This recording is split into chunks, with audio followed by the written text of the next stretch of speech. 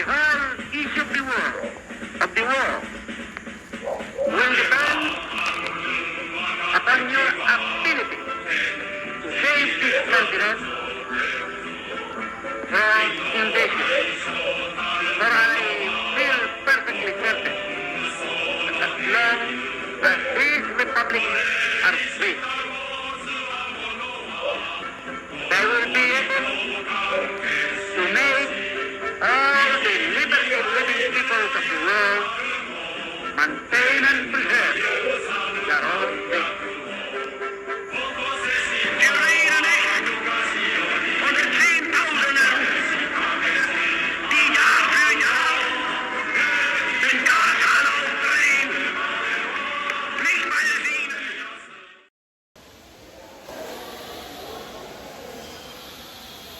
The Japanese colonization of the Philippines began on December 8, 1941, during World War II.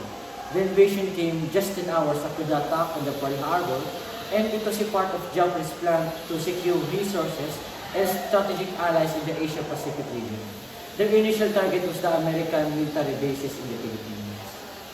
Japanese forces quickly overpowered the Filipino and American troops, leading to the famous Bataan Death March on April 1942, during which thousands of Filipinos and prisoners of war were forced to march a long distance under brutal conditions.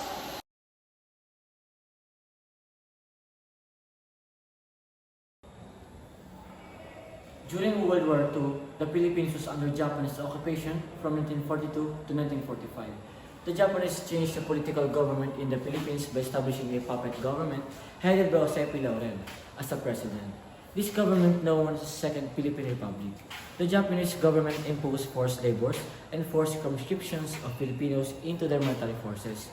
They also established military courts that executed Filipinos who resisted the rule.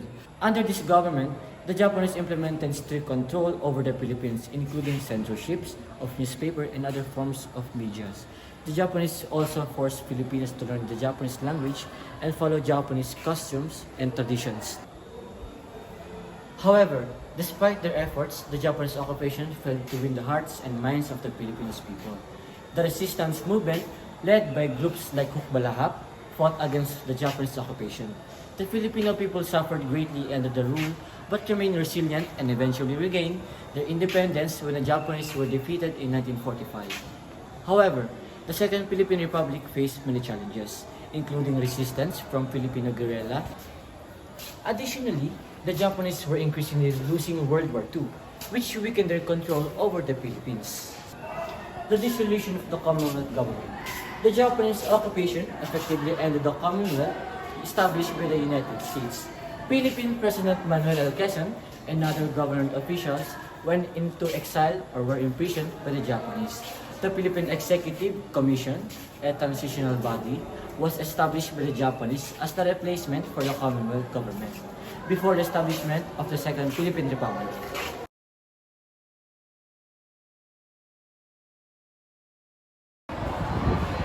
During World War II, the Philippines was colonized by the Japanese from 1942 to 1945. This period had significant consequences for the country.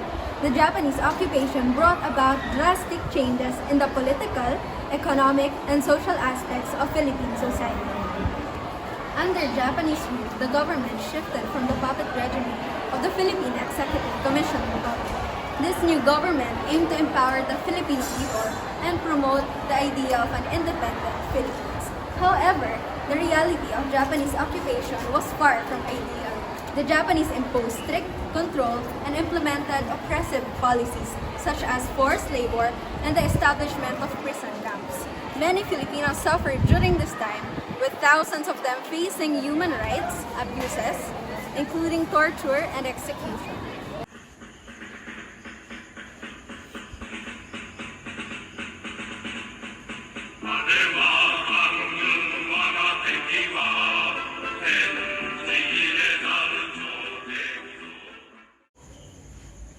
The Japanese occupation also led to severe economic and infrastructural damage. During this period, the Filipino people endured significant hardships, including forced labor, execution, and various forms of oppressions.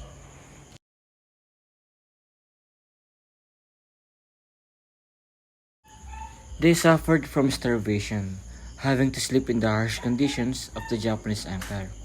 Those who would not follow the Japanese regulation and rules were beaten, killed,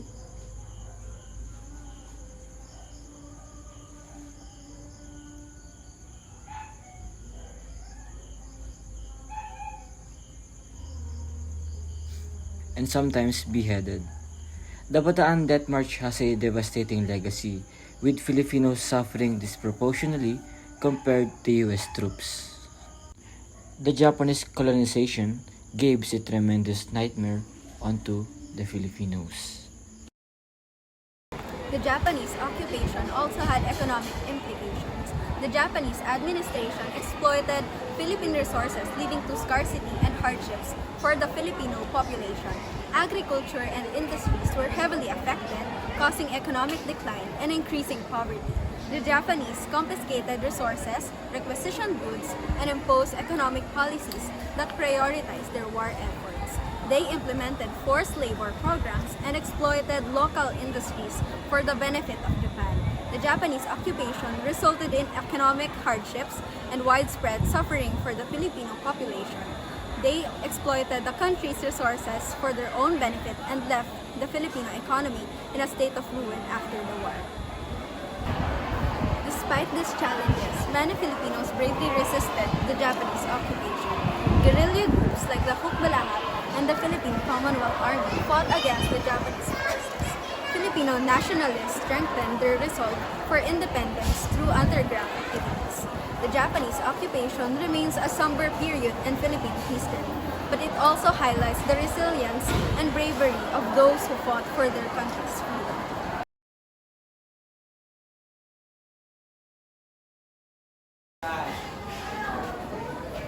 During the Japanese occupation of the Philippines during World War II, the Japanese influenced the government in the Philippines by enforcing strict curfew, adding Japanese currency, and instituting military government and reducing neighborhood by a system and half.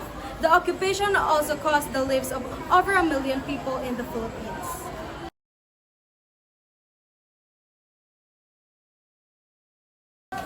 The Japanese contributed to the Philippines in a number of ways during World War II. They built infrastructure such as roads, bridges, and airports. They also introduced new technologies and agricultural techniques which helped them modernize the country. Additionally, many Filipinos were conscripted to the work for the Japanese military, and many were killed or suffered greatly during this time. It is important to note that the occupation of the Philippines by Japanese was dark, a period in the country history, and the Japanese action during this time were highly controversial and widely condemned. The Philippines fully gained independence from Japan on July 4, 1946, after being under Japanese occupation for 3 years. During World War II, the Allied forces, composed of American and Filipino soldiers, assisted in the liberation of the country from the Japanese forces, which ended September 2, 1945. With Japan surrendered to the Allies, the Philippines then became Commonwealth of the United States until gaining full independence in 1946, signifying the end of colonization by foreign powers. This event is celebrated every year in the Philippines as Independence Day on June 12. Marking the day when the country declared independence from Spain in 1898. During World War II, the Philippines was occupied by Japan from 1942 to 1945. However, the Japanese occupation came to an end with the arrival of American troops. The Philippines was liberated from Japanese rule, and the Japanese era in the Philippines came to a conclusion. The Japanese occupation caused tremendous suffering and devastation in the Philippines, including massive loss of life, torture, and displacement of thousands of people. The Japanese forces were also known for their extreme brutality, for example, the Bataan Death March. Today, the Philippines remains a sovereign nation with a thriving economy and a rich culture. The legacy of the Japanese occupation remains a reminder of the hardships that Filipinos endured during the war and the bravery and resilience of the Filipino people in the face of adversity.